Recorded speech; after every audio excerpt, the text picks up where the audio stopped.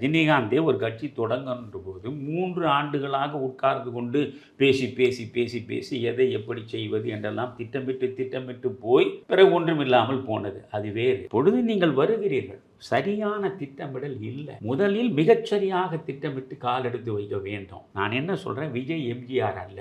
விஜய் சந்தேகம் இல்லை. நீங்க எம்ஜிஆருக்கு அங்கதான் தவறாக புரிந்து கொள்கிறீர்கள். எம்ஜிஆருக்கு நடிகர் என்ற முறையில் அவருடைய ரசிகர்கள் மட்டுமே வாக்களித்து முதல்வராகவில்லை.